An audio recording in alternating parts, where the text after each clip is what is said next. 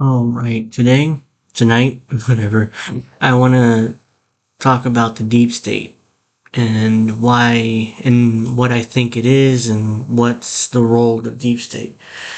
Because I happened to see, I think November 28th, this is a couple days ago, from Kyle Kalinske, and it triggered me. It triggered me in a way that I didn't think it would, but it did. And it inspired this whole video. So hopefully this won't go too long. If it does, I apologize from the start, but that's the way it goes. So I'm going to quickly read this tweet. I just want a New Deal Democrat, uncorrupted by big money, who isn't stupid ultra woke, and is a leader who gives zero fucks about the media elite backlash. And somehow this is more rare than Sasquatch. This triggered me because presidents these days don't have control of anything. They're pretty much figureheads. All of them. Excuse me. Especially post John F. Kennedy. They have no control. Presidents are totally subservient to the deep state. Now the question is, what is the deep state? Usually when people talk about the deep state, it's usually the CIA, NSA, Pentagon, military type. That's usually people understand to be the deep state. I don't think it's that simple. Yes, they're definitely a part of the deep state, but ultimately, it goes so much deeper. It's not just them. It's the State Department. And it's the Washington intelligentsia in general. What I mean by intelligentsia, now I think I made up that word. I don't know whether that's a real word or not. But basically it's everybody, everything in Washington, from all the think tanks, the tens of thousands of think tanks in Washington, always putting out the little policy papers and stuff that I read and it's super boring. Or, the lawyers, the lobbyists, they're all like, it's like this all, Wall Street too is also part of it. They're all like this big cabal. And no, it's not the out and out conspiracy, I don't think, where they all get in a back room and smoke cigars and laugh and talk about how they run everything. No, it's more informal, it's more unofficial type thing, but it's still there. It's obvious to know that the deep state exists and it's there. And Kyle Kalinske over here is all naive and talking about how we want a New Deal uncorrupted president. Like, that's not a thing. It just isn't a thing. I mean, that type of president is never going to come again. Whether you talk about FDR, whether you talk about Eisenhower or Kennedy, whatever. I mean, those presidents are not going to exist anymore. It's not the presidency is pretty much a figurehead, a job title that rich and powerful people like to fight over and hand each other every 4 to 8 years, So, yeah, anyway, I'm talking about Eisenhower. Let's get to, because the military-industrial complex, the Pentagon, they're also part of the deep state. And I think Eisenhower understood that, or at least he understood what was coming later in America, especially with the formation of the military-industrial complex, the CIA, etc., etc. And Eisenhower's hands are not clean in this. He started the Korea War, or he invaded Korea to help fight the communists. So that's not, his hands are not clean in this. But no, actually, to be fair, that was Truman that started the Korean War, and Eisenhower continued it. But I screwed up there a little. I screwed up my history a little bit there. But yeah, his hands are not clean in this. But I think he understood what was coming, and he tried to warn us, but of course nobody listened to him. So let's watch this real quick, and hopefully I won't have to stop it often. I need water. A vital element in keeping the peace is our military establishment. Our arms must be mighty, ready for instant action, so that no potential aggressor may be tempted to risk his own destruction. Our military organization today bears little relation to that known of any of my predecessors in peacetime, or indeed by the fighting men of World War II or Korea. Until the latest of our world conflicts, the United States had no armaments industry. American makers of plowshares could, with time and as required, make swords as well. But we can no longer risk emergency improvisation of national defense. We have been compelled to create a permanent armaments industry of vast proportions. Added to this, 3.5 million men and women are directly engaged in the defense establishment. We annually spend on military security alone more than the net income of all United States corporations. Now this conjunction... Wow. Even back in 1960, during his farewell address, the United States spent more money than all the corporations in the country. It's like that's insane. Even back in 1960, Eisenhower was like, what the hell's going on here? This isn't good. He understood, I think he understood that better than most people did at the time. Of an immense military establishment and a large arms industry is new in the American experience.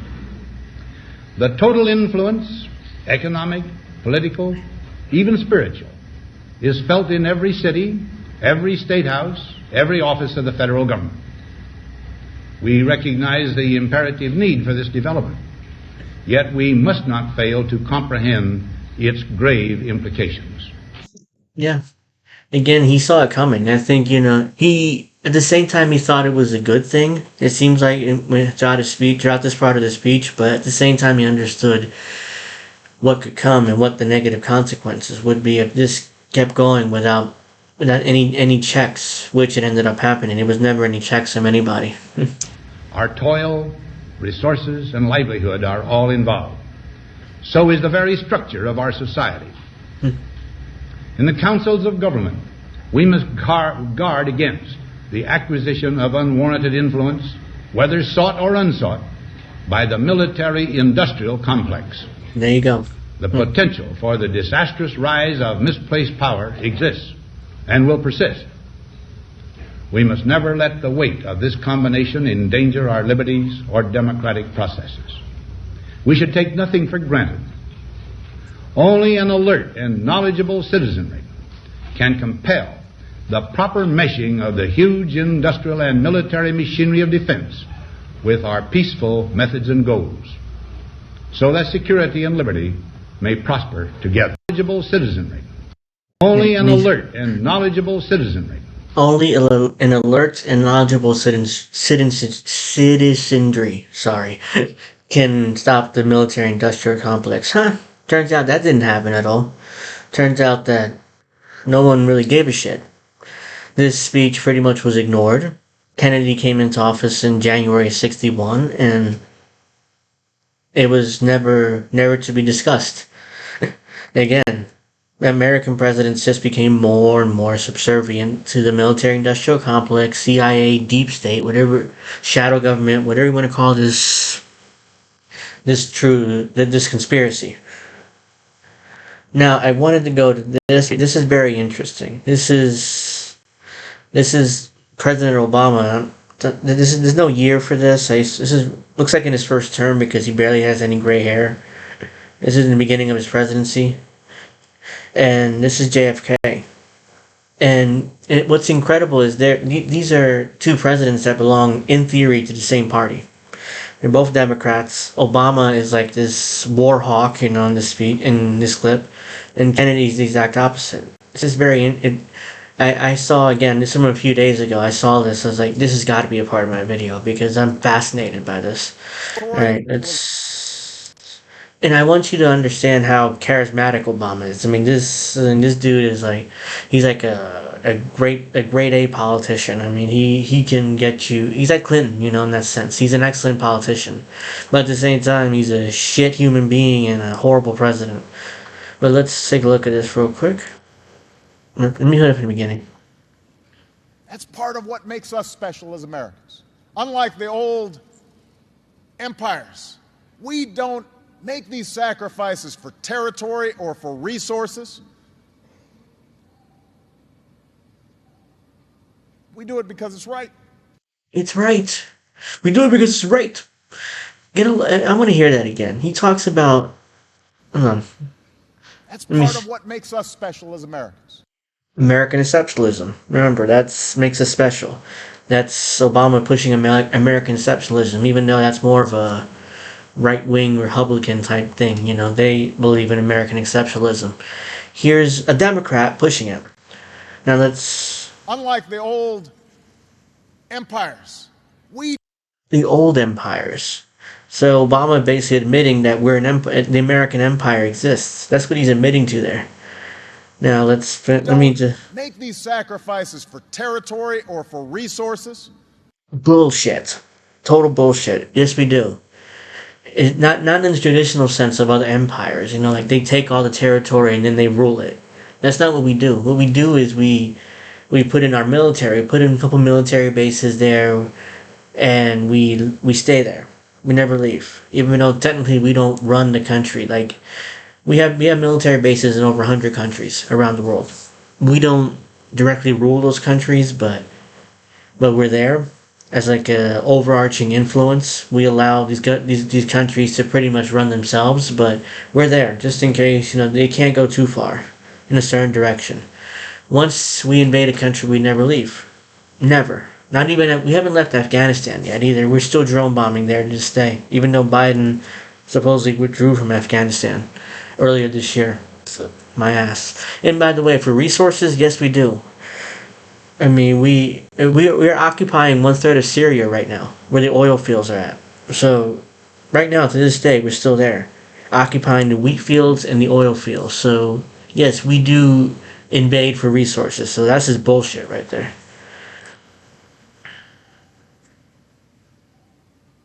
We do it because it's right. We do it because it's right. No, you don't. Such a, like, it just annoys me.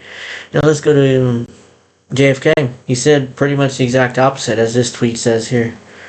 Now I want to go from the beginning though. Self-determination which runs so strong has our sympathy and our support. But colonialism in its harshest forms is not only the exploitation of new nations by old, of dark skins by light, or the subjugation of the poor by the rich. My nation was once a colony, and we know what colonialism means.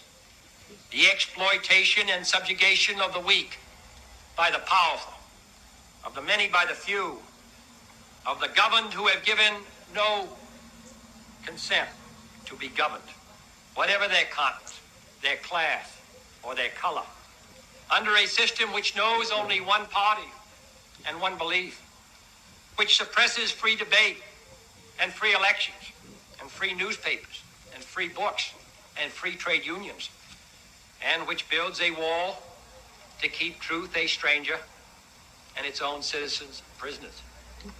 Let us debate colonialism in full and apply the principle of free choice and the practice of free plebiscites in every corner of the globe. There's a gigantic difference.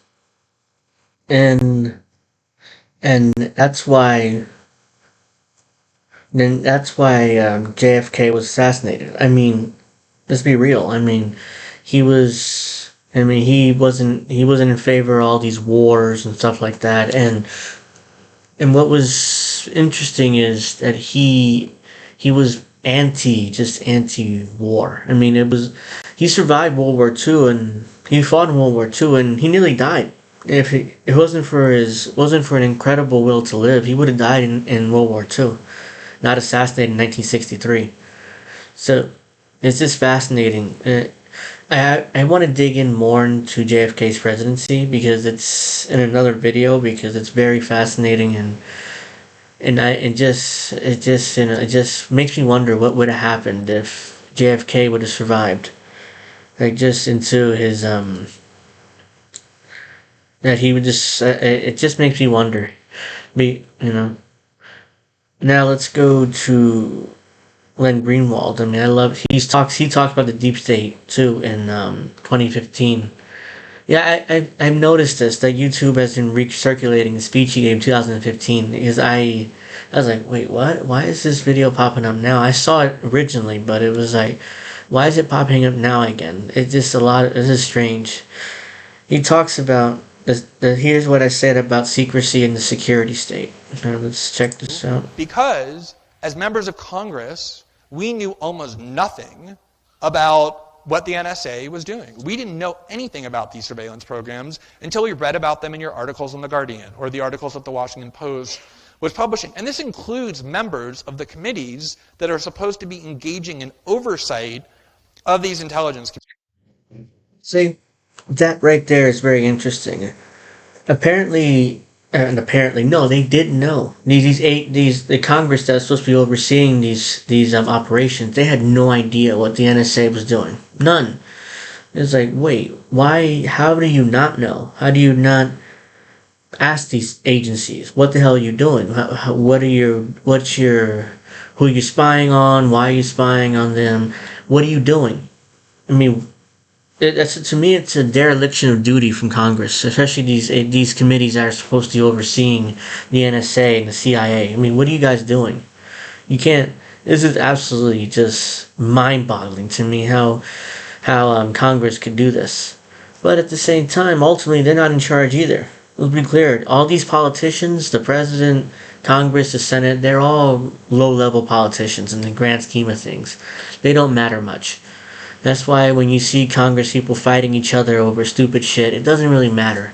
You know, Congress feels more like high school than anything else these days. It's like a high school. There's all these cliques, and they're all fighting each other over stupid shit. Doesn't matter. So yeah, this part isn't as surprising to me as, and after you think of that, which initially you would think, wow, that's very surprising. How do these Congress people who are supposed to be overseeing the NSA, CIA, don't know what the hell they're doing? Because they're not in charge, and the NSA and CIA were not going to tell them. The only way they figured it out was when Glenn Greenwald wrote his articles about the Snowden leaks. Committees.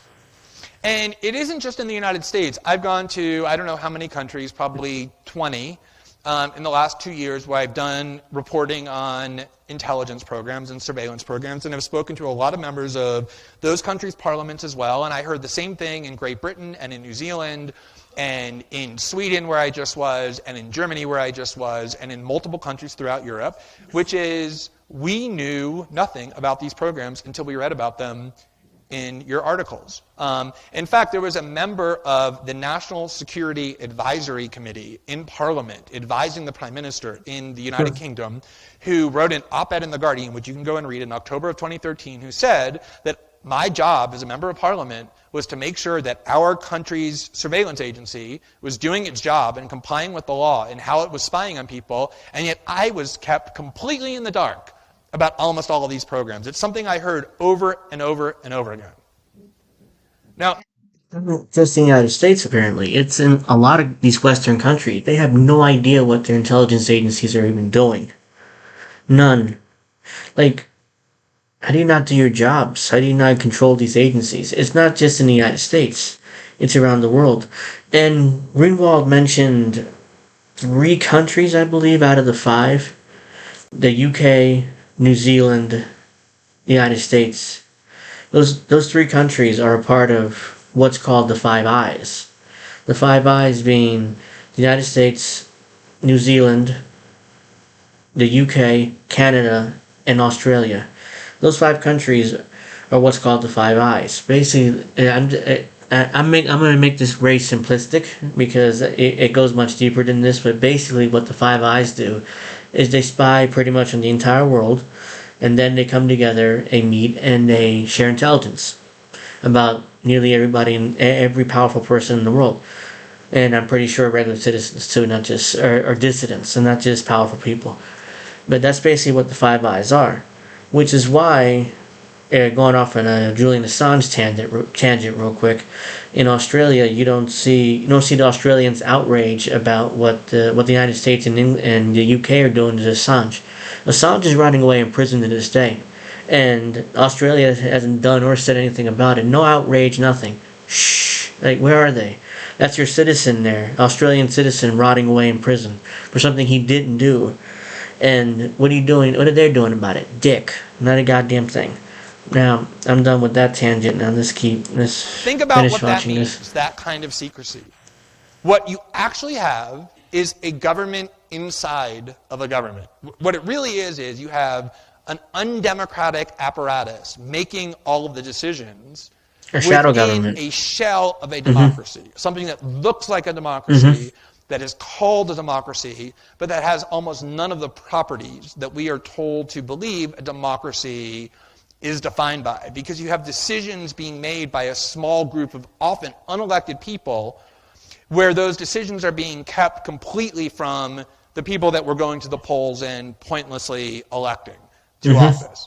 And I think this is really something that is almost worth thinking about more than the privacy and surveillance questions, is what are the implications for democracy when we allow this kind of pervasive secrecy to take hold?